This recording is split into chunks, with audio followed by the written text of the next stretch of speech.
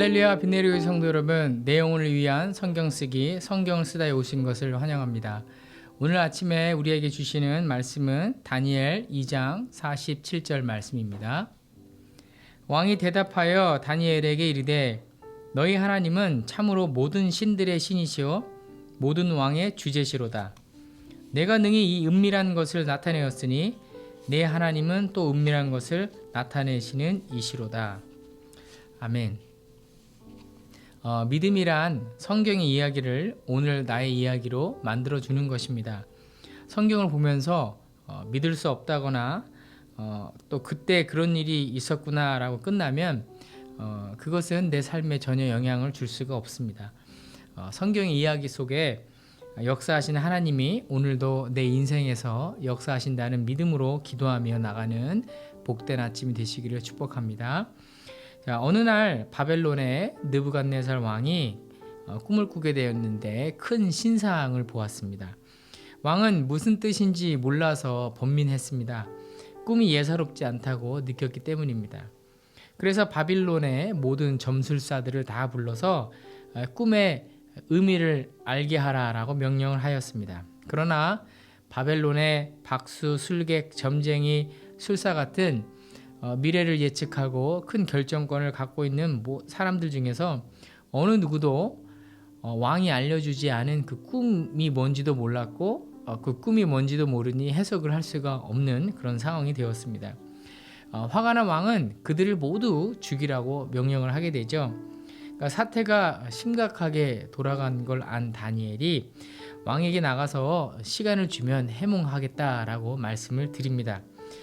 그리고 왕궁에서 돌아온 후에 주위의 사람들에게 기도 부탁을 하게 되고 그 밤에 하나님께서 그 환상으로 말씀을 하셔서 꿈이 무엇인지 그 의미가 무엇인지 알게 하십니다. 다니엘이 다시 왕을 찾아가죠. 그래서 왕이 꾸었던 꿈은 이런 꿈입니다 라고 말씀을 하면서 해석을 아주 기가 막히게 합니다. 느부갓네살 왕이 꾼 꿈은 금, 은, 동, 놋 그리고 쇠와 흙으로 된 그 신상에 대한 해석을 해주었습니다. 그 꿈들에 대한 해석은 큰 권세를 가지고 각 시대를 다스릴 왕들을 나타내는 것이었습니다. 그러니까 다니엘이 말한 그 네 나라는 역사적으로 보면 아시리아 그리고 바벨론 그리고 바사 페르시아죠. 페르시아 제국 그리고 그리스 그 다음에 로마 제국을 말한다라고 성경학자들이 말합니다. 그 로마 제국은 나중에 동로마와 서로마로 나뉘게 되죠. 그러니까 동로마는 만들어진 지 얼마 안 돼서 곧바로 망하고 또 서로마 같은 경우는 서로마 같은 경우는 거의 1000년 동안 그 나라가 지속되는 그 상황이 되었습니다. 그리고 이 시점에서 그 나라들을 보면 모두 바람에 나는 이 곡물 껍데기처럼 바람에 날려서 어디론가 다 소멸되어 버리고 존재하지 않는 것을 알 수 있습니다. 그들의 위엄과 영광은 이제는 사람들이 구경하는 관광지로 전락이 되어 버린 것입니다. 그리고 그 신상에 발을 부러뜨린 한 뜨인 돌이 나오는데요.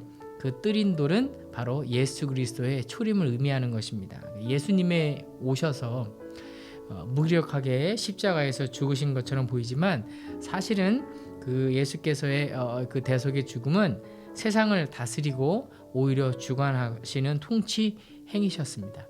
그러니까 복음이 땅끝까지 전파되고 예수님을 구세주와 구주로 믿는 사람들이 생겨나서 이 땅 가운데 하나님의 통치가 확대되고 영원한 하나님의 나라의 완성이 되는 날이 올 것입니다. 그러니까 느부갓네살은 이 다니엘의 해몽을 듣고 나서 다니엘에게 엎드려 절을 하죠. 그리고 오늘 읽었던 말씀을 이야기를 합니다. 너희 하나님은 참으로 모든 신들의 신이고 모든 왕의 주제시다. 그러니까 느부갓네살 왕은 우리가 볼 때는 한낱 우상이지만 자기들의 신, 오히려 이스라엘 백성들을 침공하고 그들을 망하게 했으니 오히려 자신들의 신인 마르둑 신이 더 강하다라고 믿었겠죠. 그리고 마르둑 신을 열심히 섬기던 자였습니다. 그러니까 바벨론의 모든 무당이나 또 술사들 역시 신을 섬기는 자들이었습니다. 그런데 그들은 어느도 그 꿈이 무엇인지, 그 꿈이 어떤 뜻인지 알지 못했다는 것입니다. 왜냐하면 그들이 섬기는 신들도 하나님께서 감추신 계시를 알지 못했기 때문입니다. 이 계시는 비밀의 시크릿과 다른 겁니다. 시크릿은 분명히 알 수 있는 거지만 이 계시는 영어로 미스테리라고 표현되는데요. 미스테리는 봐도 알 수 없는 것이 바로 미스테리인 것입니다.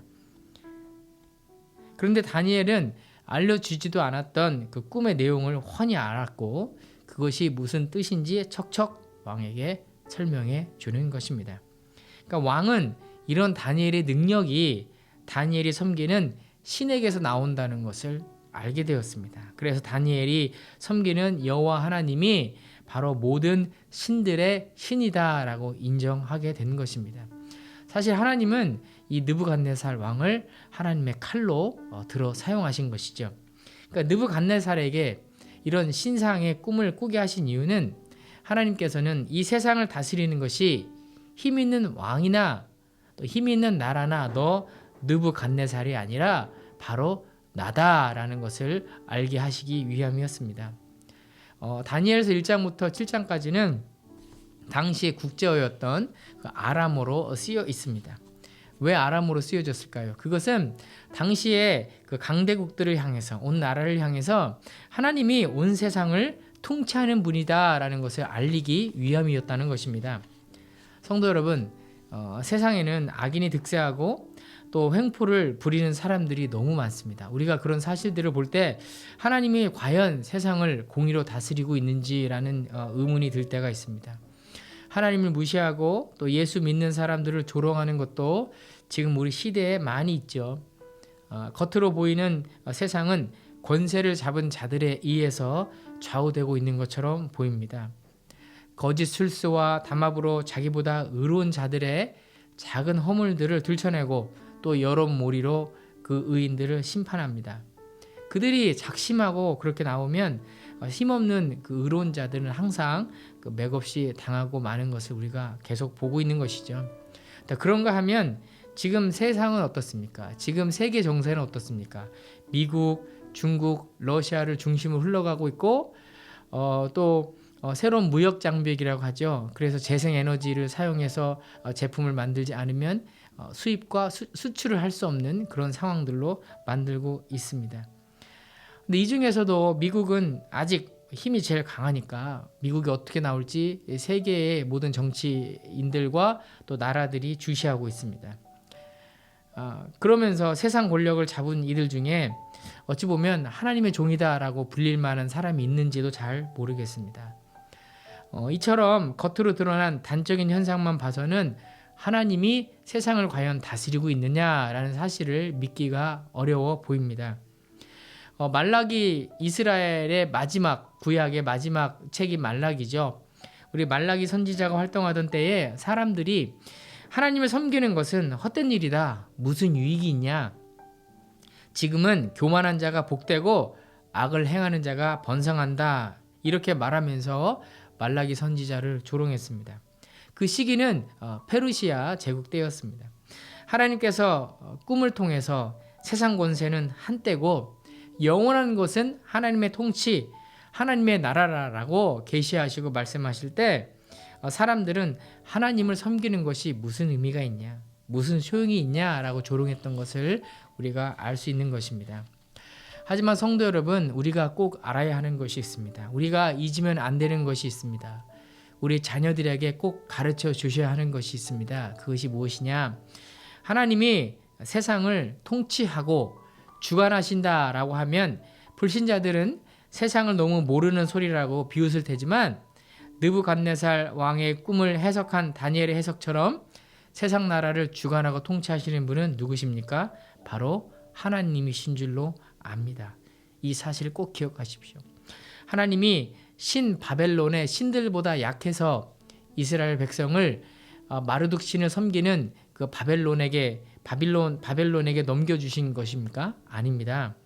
유다가 그렇게 된 것은 그들이 하나님을 떠나서 우상을 섬기며 범죄한 것에 대한 징계였다고 하나님께서 말씀하십니다. 하나님은 유다 백성들의 과거 잘못을 깨닫고 돌아오게 하려고 오히려 바벨론의 느부갓네살의 통치 아래 고통과 수치를 겪게 하셨습니다. 그럼에도 불구하고 역사의 주관자이신 하나님께서는 다니엘을 1차 포로로 제일 먼저 잡혀가게 하셨어요. 그리고 그를 총리로 세우셨고 70년간 바벨론 땅에서 이스라엘 백성들을 보호하신 것을 우리가 역사 가운데서 알 수 있는 것입니다. 성도 여러분, 이 시간에 이렇게 질문 드리고 싶습니다. 이 시대에도 다니엘은 있습니까? 이 시대에도 하나님은 일하고 계십니까?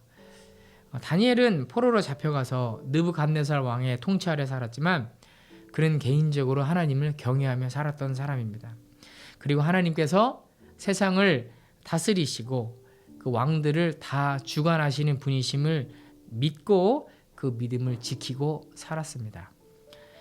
우리도 어떤 시대를 살아가든 하나님을 경외하고 또 하나님을 의뢰하는 신뢰하는 믿음을 가지며 살아야 될 줄로 압니다. 우리가 다 다니엘처럼 될 수는 없습니다. 하지만 가정에서, 학교에서, 직장에서 하나님을 증거하고 하나님의 통치하심을 보여주는 그런 그리스도인이 될 수 있습니다. 하나님께서 함께 하시며 내 인생을 다스리고 이끌어 가시는 그 믿음으로 오늘 하루를 살아가시기를 예수 그리스도 이름으로 부탁을 드립니다. 기도하겠습니다. 하나님, 오늘 다니엘의 꿈과 또 꿈의 해석을 통해서 이 세상을 주관하시는 분은, 다스리시는 분은 강한 나라도 아니고 능력 있는 왕도 아니고 바로 하나님이심을 우리가 보게 되었습니다. 하나님, 끝까지 그 하나님을 믿고 그 일하시는 하나님을 신뢰하며 살아가는 저희 될 수 있도록 도와주시고, 오늘 하루 살아가면서 주님, 저희들을 다니엘로 불러주셔서 우리가 가 있는 그곳에 하나님께서 함께 하시고 또 하나님의 통치가 임하는 역사가 있도록 함께하여 주옵소서. 예수님의 이름으로 기도하였습니다. 아멘.